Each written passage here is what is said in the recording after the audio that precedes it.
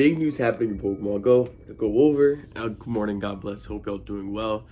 There's a lot of things going on, good things, bad things. We're going over everything because technically we can start doing the wild area event in a couple hours because of raids. However, I'm gonna go over everything just so you're fully prepared.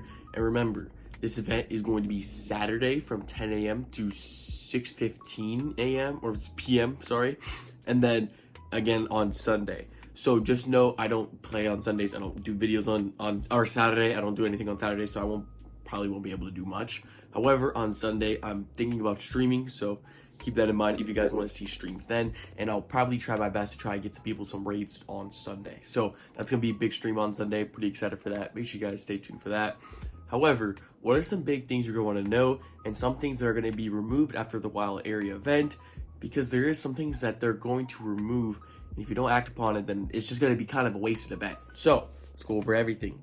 If you're someone who remote raids, this is perfect because starting today, they're doing unlimited remote raids, which is fantastic. Now I'm thinking about buying more Pokecoins than I have, so I don't know. I'm gonna drop a bag if you know what I'm saying when it comes to Pokecoins for sure. Because I definitely have a couple video ideas I kind of want to do when it comes to raids that I thought would be kind of cool. And I definitely know that not only do I want to grind Dialga, but the biggest things I really want to grind the most is also, I think, was it Toxicity. I want to get a Toxicity shiny. I think that'd be sick. But Primal Groudon and Primal Kyogre are both in raids. And since both these are in raids, they're really good. And when I mean they're really good, I'm not saying like, do one or two. I mean like do a good like 5 or 6 of each if possible. I'm not saying you have to remote raid these. You could do these in person, but Primal Groudon and Primal Kyogre are so significantly good in raids. Mainly Groudon in specific is so important for many different raids. So highly recommend grinding Primal Groudon, as well as Primal Kyogre is just the #1 water type, so if you want to keep grinding those, you can. As well as Kyogre is just great, so is Groudon. So even if you don't even get enough Primal candies from these raids, you can still have the normal stage of the Pokemon, and it'll still work great. So highly recommend you doing that. And then we have Dialga. Of course, Palkia is in there too, but there's a big thing with Dialga that I want to talk about that's very important. Dialga has Roar of Time. That's the special attack that it has.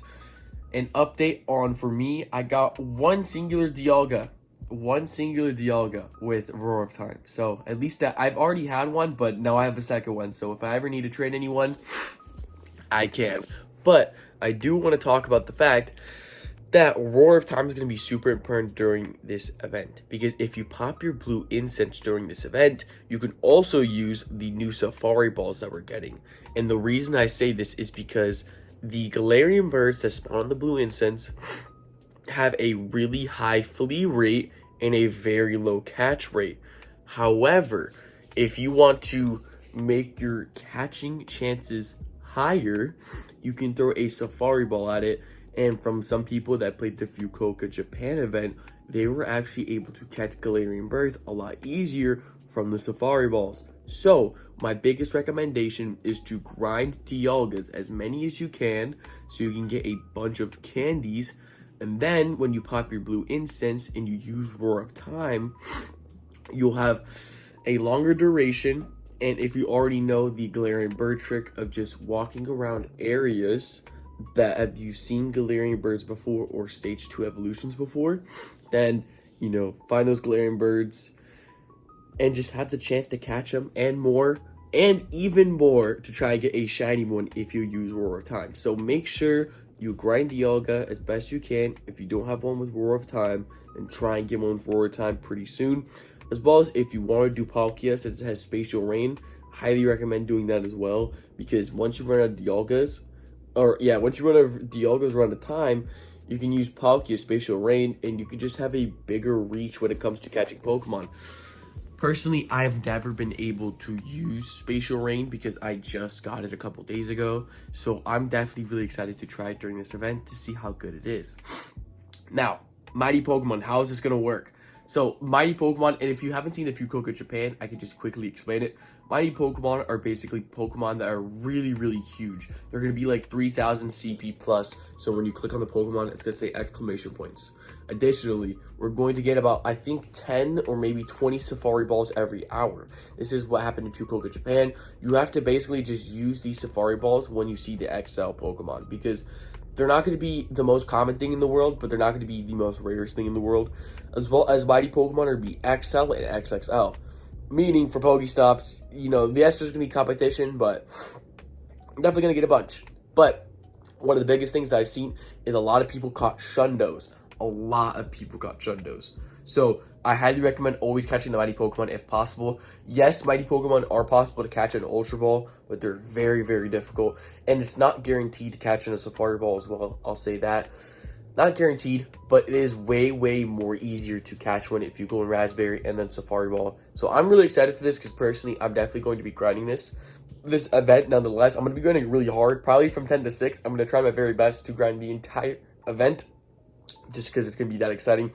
And if you guys don't know, if you check your friends list and you go, there's a certain button where you can see different raids when you go down. Remember, yes, they're unlimited, and more so, you can join other people's raids through the friends list. However, this is only going to stay during the wild area event. I personally thought that they were going to keep this during the whole time, since personally this would make Pokemon Go a lot more money, and I think Pokemon Go would love that. But I do also know that Pokemon Go likes people to go outside, like people to walk and stay healthy outside. So it makes sense that they don't want to keep this really, really good wild area boost, forever.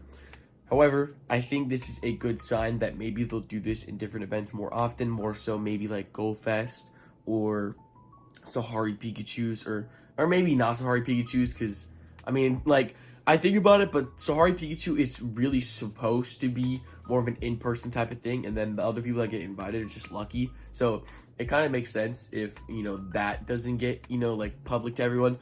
Like, the wild area is a very public event, so it makes sense that they, try and make everyone do these raids. But I will say that Primal Groudon, Primal Kyogre, since they have so much CP, I'm kind of glad that they're doing something like this, because I'll probably just join people from, like, the United Kingdom or people from the city, because you need a lot of people in these raids, especially with the first couple of hours when raids first come out. They're going to be super OP.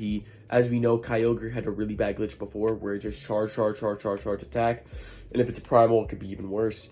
So keep that in mind as well, that the raids probably will be glitched the first couple hours. People in the United Kingdom usually deal with this first, and we'll probably get an update from that and see how that goes. Hopefully it's not going to be too bad.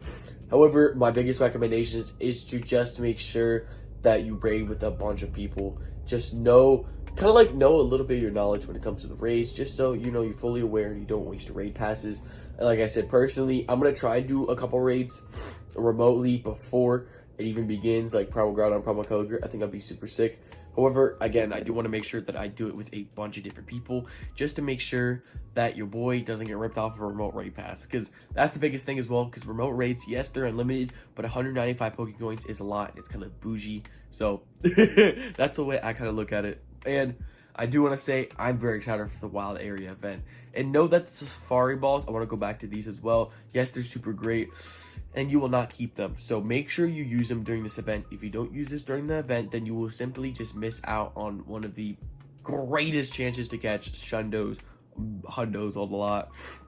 And I know the cap IVs in Fukuoka, Japan were 12, 12, 12. However, I believe in what I've been hearing from other YouTubers, from like the floor IVs in the wild when it comes to the mighty Pokemon should be 10, 10, 10. So instead of the 12, 12, 12, it's going to be 10, 10, 10 floor. But yes, this is still going to be the best way to grind Shundos. Like, this event in specific is going to be the best way to ever grind Shundos in Pokemon Go. And like I said, you need to take advantage of this. And very last thing, make sure you buy your Pokecoins when you can. You don't want to run out when you're about to do like a really cool raid. I almost forgot. This also doing the Dynamax raid. So it's going to be Dynamax Toxicity, I believe, is going to be in raids. Or Gigantamax, I think. I don't know if it's a Gigantamax or Dynamax. I think it's Gigantamax, actually. But those are going to be in raids as well. Those could be shiny. Those are really cool. And I've heard you want to grind those. And the reason you want to grind those is because there's going to be an electric and poison type. Those are the only Dynamax electric and poison types in game.